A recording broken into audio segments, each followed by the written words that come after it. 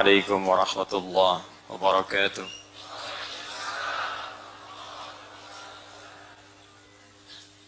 الحمد لله الذي هدانا إلى الإسلام فأصبحنا مسلمين، وغرس في قلوبنا الإيمان فأصبحنا مؤمنين، وأمرنا بأداء الأعمال الصالحة لنكون من المتقين. فطوبى لمن اتقى الله سبحانه وتعالى فوعده بجنته النعيم. فقال تعالى: إن للمتقين مفازا. فسبحان رب العالمين الذي خلقنا أحسن التقويم، فنحمده حمدا الشاكرين حمدا الناعمين حمدا يوافي نعمه ويكافئ مزيده. ونصلي ونسلم على النبي الكريم الرسول الأمين سيدنا محمد وعلى آله وصحبه وذرياته وأمته إلى يوم الدين. أما بعد، فيا عباد الله، أوصي نفسي وإياكم بتقوى الله فقد فاز المتقون، فلا تموتن إلا وأنتم مسلمون. فقال تعالى: يا أيها الذين آمنوا اتقوا الله حق تقاته ولا تموتن إلا وأنتم مسلمون. Hadirin sekalian yang insyaallah tanpa kecuali seluruhnya dimuliakan oleh Allah Subhanahu wa taala, dan insyaallah seluruhnya dibimbing oleh Allah untuk senantiasa dekat dengan rahmat dan maghfirah Allah Subhanahu wa taala. Tersebut dalam hadis riwayat Al-Bukhari dalam pembahasan Kitabul Ilmi nomor hadis 71, riwayat dari sahabat Muawiyah radhiyallahu ta'ala anhu 'anil Nabi sallallahu alaihi wasallam. Beliau bersabda: "Man yuridillahu bihi khaira yufaqihuhu fid din." Siapapun yang diinginkan oleh Allah berubah menjadi orang baik, memiliki sifat-sifat baik. Jadi kalau dia seorang pejabat akan jadi pejabat yang baik. Dia pengusaha akan jadi pengusaha yang baik. Dia seorang ayah akan jadi ayah yang baik. Dia seorang ibu akan jadi ibu yang baik. Dan yang menjamin Allah, bukan manusia. Jadi kalau yang menjamin, yang menciptakan kita, itu pasti terjadi. Tukang handphone menjamin handphone ini bagus, Pak. Kita percaya. Tukang mobil menjamin mobil ini bagus, Pak. Saya yang bikin, kita percaya. Yang buat pesawat menjamin pesawat ini bagus, Pak. Kita percaya. Kenapa ketika Allah yang menjamin, yang menciptakan kita, yang menciptakan pembuat pesawat, yang mencipta pembuat handphone, yang mencipta pembuat mobil, kenapa ketika Allah yang menjamin kita ragu? Dan sekarang Nabi menyampaikan, orang yang dikenal Al-Amin, sangat dipercaya, bahkan dihormati oleh kawan dan lawan, memberikan keterangan langsung dari Allah Subhanahu wa taala. Kata Nabi, "Man yuridillahu bihi khaira." Siapapun yang diinginkan oleh Allah berubah menjadi orang baik. Dan bila kebaikan ini dibawa dalam kehidupannya, maka Allah jamin kemudian kebahagiaan dan kedamaian dalam kehidupannya. Yufaqihuhu fid din. Maka bagian pertama yang Allah berikan pada seorang hamba, jika diinginkan menjadi baik, maka dia akan diberikan keringanan di langkahnya, kelembutan di hatinya untuk mau belajar tuntunan agamanya. Maka berbahagialah kemudian jika ada di antara kita, dari sekian banyak manusia beraktivitas, kita yang diberikan keringanan langkah oleh Allah, diberikan kelembutan hati. Saya tidak kenal Anda pada umumnya, tapi siapa yang bisa menggerakkan langkah Anda ringan untuk kemari? Kadang-kadang ada yang datang dari tengah malam ikut tahajud, ya, ada yang datang dari siang, ada yang sore, ada yang bertanya-tanya ada snacknya atau tidak. Ada yang tanya apakah bisa nginap atau tidak. Dari yang nginap tanya konsumsinya pagi ada atau tidak. Ya. Pertanyaan semua itu sesungguhnya ingin memastikan apakah saya bisa nyaman atau tidak belajar. Bisa mendapat bagian pengetahuan atau tidak. Tapi pertanyaannya, siapa yang melembutkan hati kita untuk datang? Siapa yang meringankan langkah kaki kita untuk hadir? Bila bukan Allah yang berkehendak, mustahil bahkan kita bisa berdesakan untuk belajar pada malam hari ini. Karena itu kata para ulama hadis, bahkan para ulama fiqh, ketika Allah memberikan kelembutan dan keringanan itu, dan menempatkan Anda di tempat untuk belajar itu, maka segeralah kemudian untuk berevaluasi diri, karena Allah sudah menginginkan kita baik. Jadi kalau Allah sudah menginginkan kita baik, kitanya nggak berubah menjadi baik, berarti yang salah kita pribadinya, bukan Allahnya. Kurang apa lagi Allah membimbing kita menjadi lebih baik. Dan di antara sekian pengajian itu, ada yang mengaji tentang fiqh, ada yang mengaji hadis, ada yang mengaji tentang zakat, ada yang mengaji tentang riba. Di antara sekian pengajian itu, ada satu pengajian yang kata Nabi, kalau Anda belajar materi ini, maka bukan sekedar Anda menjadi baik, tapi dijamin oleh Nabi langsung Anda akan menjadi yang terbaik di antara sekian yang baik itu. Tidak cukup dengan amin, kita dengar dulu keterangannya. Keterangan Nabi-nya terdapat dalam hadis riwayat Al-Bukhari, nomor hadis 4719. Al-Imam Al-Bukhari mendapatkan hadis ini dari seorang bernama Abdullah bin Muhammad.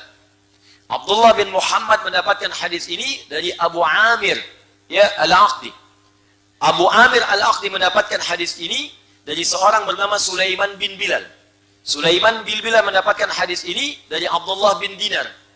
Abdullah bin Dinar pun mendapatkan hadis ini dari seorang bernama Abu Saleh. Abu Saleh mendapatkan hadis ini dari Abu Hurairah radhiyallahu taala anhu. Nama aslinya Abdurrahman bin Sakhr. Abu Hurairah radhiyallahu taala anhu mendapatkan hadis ini dari Nabi sallallahu alaihi wasallam. Ya, sanadnya tersambung. Ya, tersambung. Apa yang disampaikan dalam bab ini masuk dalam bab iman, nomor hadis yang ke-9, ya, dalam kitab Sahih Al-Bukhari, bagian jilid pertama, kitab nomor 2. Ya, qala Nabi sallallahu alaihi wasallam, perhatikan kalimatnya, al-imanu bid'un wa sittuna syu'batan wal haya'u minal iman. Iman itu tingkatannya ada lebih daripada 60. Sedangkan sifat malu adalah bagian dari iman. Nah, dari 63 ini, lebih daripada 63 tingkatan ini, ada tingkat pelajaran pertama yang bisa menguatkan iman, yang kalau dipelajari itu, langsung kita akan jadi yang terbaik di hadapan Allah Subhanahu wa taala. Hadisnya disampaikan pula oleh Al-Imam Al-Bukhari, diterima dari Hajjaj bin Minhal. Hajjaj bin Minhal menerima dari Syu'bah. Syu'bah menerima dari Alqamah bin Marsad. Alqamah bin Marsad menerima dari Sa'ad bin Ubaidah. Sa'ad bin Ubaidah menerima dari Abu Abdurrahman As-Sulami. Abu Abdurrahman As-Sulami menerima dari Uthman bin Affan dan Ali bin Abi Thalib radhiyallahu taala anhuma. Anin Nabi sallallahu alaihi wasallam qala, khairukum man ta'allama al-Qur'ana wa 'allamah. Khairukum, jika ada orang baik di antara kalian. Jika ada orang baik, man ta'allama al-Qur'ana wa 'allamah, maka yang paling baik di antara sekian yang baik itu adalah orang yang mau mengkaji isi Al-Quran dan mengamalkannya dalam kehidupan. Tidak pernah ditemukan orang baik puncak tertinggi kecuali ahli Quran. Silahkan Anda cek. Dulu 15 abad yang lalu, itu manusia paling buruk semuka bumi. Paling buruk, paling tidak kenal kebaikan. Banyak yang bodohnya, tidak punya peradaban. Jadi kalau ada orang yang sekarang pelaku maksiat, baik itu pencuri, pembegal, pemabuk, pezina, tidak akan pernah bisa menyaingi komunitas ini. Sehingga orang-orang mengenalnya dengan jahiliyah. Jahlun itu bodoh. Kalau pakai tak di ujungnya, berarti semua sifat yang tidak kenal kebaikan. Bukan hanya tidak kenal ilmu, tapi tak kenal akhlak, tak kenal adab, yang baik-baik gak kenal semua. Jahil orangnya, tak sifatnya. Kalau disatukan jahiliyah, berarti menunjuk kepada orang dan perbuatan sekaligus. Jadi kalau Anda ingin melihat pencuri, paling buruk pencuriannya, maka jahiliyah komplit. Jadi kalau pencuri sekarang, itu masih kelas amatiran dibandingkan jahiliyah. Kalau ada pembegal sekarang, maka dibandingkan dengan begal zaman jahiliyah, itu nggak ada tandingannya. Sekarang satu orang membegal, zaman jahiliyah, sekampung begal semua. Jadi kalau ada orang membegal sekarang, itu orang terlambat. Pemabuk sekarang, itu jauh kalah saing dengan jahiliyah. Pemabuk zaman jahiliyah paling pemula. Pemabuk pemula itu minimal 5 kali sehari mabuknya. Jadi yang sekarang itu masih amatiran. Kalau ketemu Abu Jahal paling ketawain dikit tuh. Ya pezina, penipu, koruptor, zaman jahiliyah kumpul semua. Tapi yang paling dahsyat, Allah tidak menurunkan tongkatnya Nabi Musa kepada Nabi Muhammad SAW untuk merubah tipikal sosial di kalangan masyarakat jahiliyah. Allah tidak menurunkan sentuhan Nabi Isa untuk merubah perilaku masyarakat jahiliyah. Tapi Allah menurunkan Al-Quran. Yang dengan Quran itu, tiba-tiba berubahlah semua tatanan sosial masyarakat ini. Dari yang pencuri tobat, pembegal tobat, pezina tobat, pemabuk tobat. Umar itu kan kurang keras apa lagi? Kerjaannya tiap hari nantangin orang. Kalau berani dengan saya naik ke Jabal Qubais. Jabal Qubais yang sekarang ada Istana Raja di atasnya. Ya, sampingnya Sofa, Sofa samping Zamzam. Persis ada bukit di atasnya itu ada Istana Raja, dulu Jabal Qubais. Tepat di bawahnya sekarang ada tiang lampu rumahnya Abu Jahal. Persis. Kalau Anda naik ke situ, nggak bisa, sekarang istana.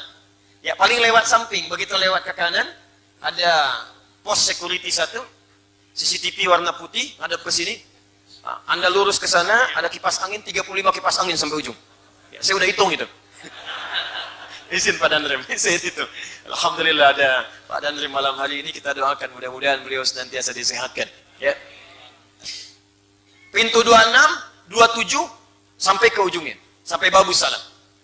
Itu Umar tiap hari, itu selalu menantang orang-orang sekitaran. Kalau ada yang merasa hebat, ayo bertemu dengan saya, naik ke atas Jabal Qubais mengumumkan. Bertemu di Bukit A, kita berduel. Tapi sebelum datang, pamit dulu pada ibu yang telah melahirkannya, karena ia akan pulang tanpa nama, Umar. Mabuk sudah hatam. Betul, 5 kali dalam sehari. Umar. Kerasnya luar biasa. Tapi Allah hanya menurunkan 1-2 ayat untuk merubah kondisi hatinya berubah jadi baik. Lewat depan rumah saudarinya, tiba-tiba mendengar sebuah huruf Al-Quran, 1-2 huruf dibacakan, langsung menembus kepada jiwanya. Taha, Quran surah ke-20. Taha, ma anzalna alaikal Qur'ana litashqa. Taha, tidaklah kami akan turunkan Al-Quran kepadamu untuk memberatkan dirimu, tapi ingin memberikan petunjuk dalam hidupmu. Cuman toha, tobat. Anda sudah diberikan Yasin tiap malam Jumat, gak tobat-tobat. Al-Kahfi dibacakan, gak tobat-tobat. Ini Umar orang paling keras pada saat itu.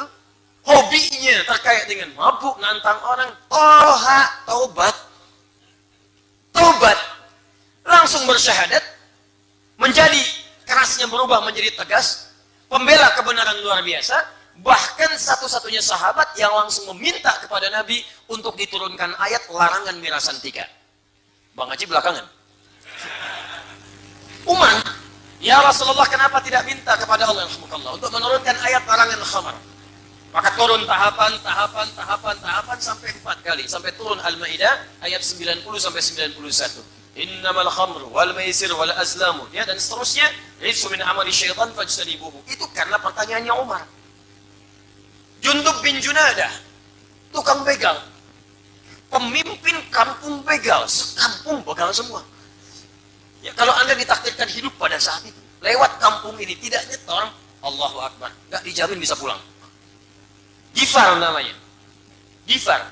Datang pada Nabi, cuma dibacakan seayat 2 ayat, sentuhkan di hatinya, masuk ke dalam relung jiwanya. Langsung berkata, asyhadu an la ilaha illallah, wa asyhadu anna Muhammadar Rasulullah. Ya Rasulullah, saya mohon izin, sa'a'lin syahadati amamal Ka'bah. Saya ingin umumkan syahadat saya di depan Ka'bah. Kata Nabi, la taf'al, jangan lakukan. Karena orang Islam masih sedikit. Kamu umumkan, kamu dipersekusi, dipukuli. Bahaya untuk kamu. Pulang aja ke Gifar berdakwah. Apa jawabnya? Ya Rasulullah, saya ini membegal terang-terangan. Masa syahadat sembunyi-sembunyi? Pembegal dengar ayat Quran, taubat. Dan bersyahadat di depan orang. Kata beliau, asyhadu an la ilaha illallah, wa asyhadu anna Muhammadar Rasulullah. Ya ahla Quraisy, saya sudah syahadat. Mau apa? Allahu Akbar. Dipukulin. Jatuh pingsan. Ketahuan oleh sahabat Ali radhiyallahu ta'ala anhu. Ali berkata, jangan teruskan. Kalau dia terluka, kalian gak akan aman melewati kampung Gifar. Karena setiap transaksi jual beli akan melewati Gifar. Store. Ini preman-preman yang terima storan, telat sekarang itu. Sudah keduluan sama yang dulu. Tapi dahsyatnya pulang kemudian Jundub ke kota Gifar, lalu berdakwah di sana. menyampaikan ayat tadi yang disampaikan Nabi, cuma 1-2 ayat. Apa yang terjadi? Allahu Akbar, Nabi hijrah ke Madinah. Tiba-tiba dalam suasana hijrah itu, setelah menetap di Madinah, terdengar suara gempar di Madinah. Tapak kaki yang luar biasa terdengar. Dok, dik-duk, dok, dik-duk, dok, dik-duk. Orang heboh keluar melihat. Ternyata ketika dilihat, Masya Allah, Jundub bin Junadah sedang memimpin satu kampung masuk Islam semuanya. Kampung begal, sekampung masuk Islam cuma 1-2 ayat. Jadi kalau tiap hari ada yang baca surat A, surat B, surat C, dan tidak memberikan dampak, berarti ada yang salah dengan cara ngajinya. Sekampung, untuk mengabadikan peristiwa itu, maka tidak dikenal dengan nama Jundub, dikenal dengan nama kampungnya. Untuk menyebutkan nama daerah, nama kampung, dalam rumus bahasa Arab, tambahkan al di depannya, ujungnya tambah i. Saya dari Gifar, nama saya Jundub bin Junadah. Tambahkan Gifar, tambah al. Al-Gifar, ujungnya berikan i. Al-Gifari. Maka dikenal beliau dengan kunyahnya Abu Dzar Al-Ghifari. Tuh. Mantan begal dengar Quran, masuk Islam, jadi dai. Bahkan setelah itu jadi banyak periwayat hadis, Pak, Bu. Jadi ahli hadis. Anda kalau baca Al-Arba'in 42 hadis, buka nomor ke-18. Itu di antara hadis yang diriwayatkan oleh Jundub bin Junadah. An Mu'adz bin Jabal wa Jundub bin Junadah radhiyallahu ta'ala anhuma anin Nabi sallallahu alaihi wasallam qala ittaqillaha haitsu ma kunta wa atbi'is sayyi'atal hasanata tamhuha. Itu yang riwayatkan mantan begal. Anda sekolah tinggi-tinggi sampai S1, S2, S3, S4, kelompok 2, ya, sampai tinggi. Pendidikan itu tidak membuat Anda dekat dengan Allah. Untuk apa? Anda meninggal juga. Bekal apa yang Anda bawa kemudian menghadap kepada Allah? Yang paling dahsyat, sudah tinggi-tinggi, dunia juga kemudian tidak baik, akhirat gak punya bekal, mau jadi apa? Jundub bin Junadah. Karena itu Bapak Ibu sekalian, teman-teman, kenapa kita memilih kemudian Al-Quran untuk belajar, dan kita menggali tafsirnya, karena kita berharap kalau jahiliyah saja kemudian bisa menjadi baik, maka kita yang di suasana lebih modern saat ini, seharusnya lebih baik dibandingkan dengan masa-masa yang telah lampau. Itu yang menjadikan kita memilih Al-Quran sebagai topik kajian di setiap malam Jumat ini. Dan kita telah sampai di pembahasan surah Al-Fatihah pada ayat yang ke-7. Ya, siratal ladzina an'amta 'alaihim ghairil maghdubi 'alaihim waladdallin. Sebelum diteruskan, saya selalu menyampaikan evaluasi. Saya tidak ingin ada yang datang mengaji ke sini, hanya datang, duduk, dengarkan, pulang. Tidak. Saya sampaikan komitmen dengan 2 komitmen. Masih ingat komitmennya?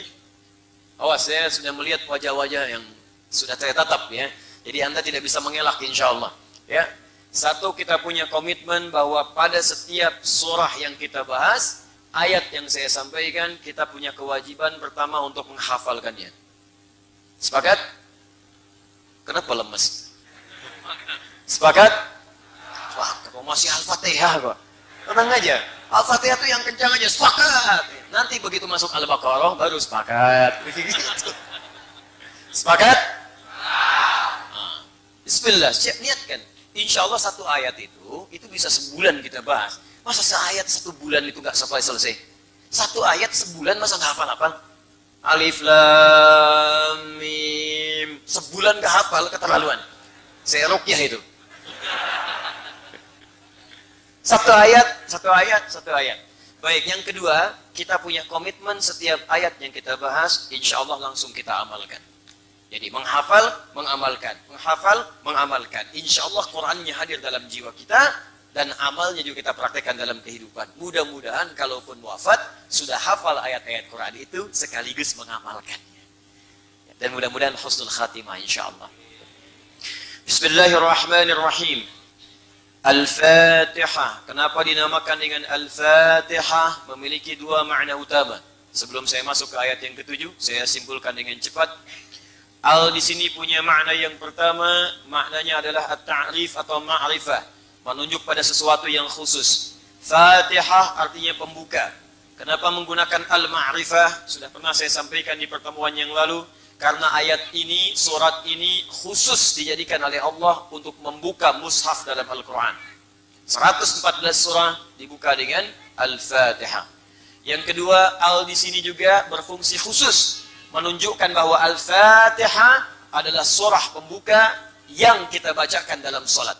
Satu-satunya surah pembuka dalam Al-Quran yang dibacakan dalam setiap salat adalah Al-Fatihah. 17 kali dalam sehari. Karena itu disebut dengan Al-Fatihah sebagai pembuka, karena dia membuka bacaan Al-Quran dalam salat dan membuka bacaan Al-Quran dalam mushaf. Tapi ada makna yang kedua, saya ingatkan kembali, alnya disebut dengan istighraq. Dan dua-duanya kita praktikkan. Baik sedang membaca Al-Quran, sedang kita salat, pasti kita baca Al-Fatihah. Tapi makna yang kedua adalah istighraq, yang menunjuk kepada semua hal tanpa kecuali. Komprehensif. Sedangkan pada makna yang kedua ini, Fatihah dipahami sebagai segala pembuka yang baik-baik. Taknya menunjuk pada sifat, semua sifat. Allah disebut dengan Fattah. Fattah, karena membuka semua yang baik-baik yang kita butuhkan. Pembukanya disebut Fatih. Sifat semua kebaikannya disebut dengan Fatihah. Jadi kalau Anda ingin dibukakan oleh Allah, semua jenis kebaikan dalam kehidupan.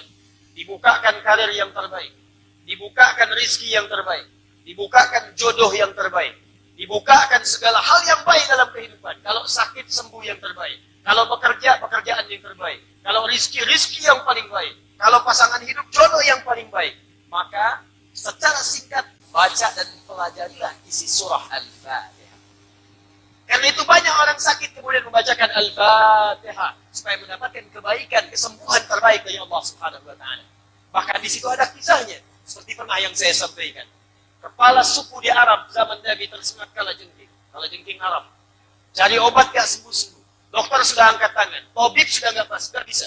Ditemukan seorang sahabat, dimintakan kata beliau dengan izin Allah dibacakan Al-Fatihah sembuh seketika. Di Al-Fatihah karena itu disebut dengan Asy-Syafi, Al-Kafi, Ummul Kitab, Ummul Quran, karena faidahnya, isinya bisa membimbing kita kemudian mendapatkan semua puncak kebaikan dalam hidup. Tapi persoalannya, apakah semua yang baca Al-Fatihah bisa mendapatkan semua itu? Jawabannya belum tentu. Zaman Nabi seorang dibacakan Al-Fatihah, penyakit yang paling sulit sembuh. Zaman sekarang sakit kepala, baca Al-Fatihah 100 kali, nambah pusing. Apa penyebabnya? Karena boleh jadi cara bacanya tidak sama dengan cara orang-orang dulu membacakan. Orang dulu membacakannya pakai iman, orang sekarang hanya sekedar lisan.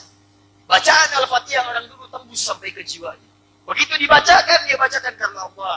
Dia kenal dengan Allah, ma'rifatullahnya jalan, kehusyuannya ada. Orang sekarang dibacakan cuma di lisan, gak sampai kepada hatinya. Turun Quran surah ke-49, ayat ke-14. Kata Allah, banyak mengaku orang beriman. Qalatil a'rabu amanna. Ada orang-orang Arab berkata beriman. Qul lam tu'minu, katakan kalian belum serius iman. Walakin qulu aslamna walamma yadkhulul imanu fi qulubikum.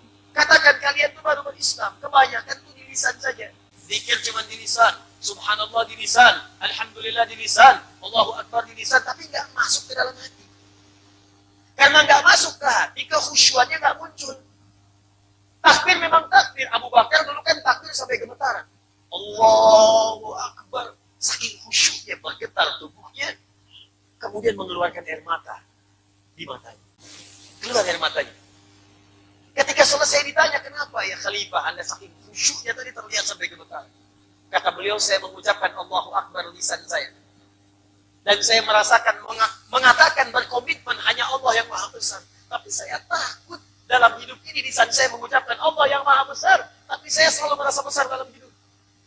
Takut pernah merasa besar dibanding orang lain. Merasa hebat dibanding yang lain.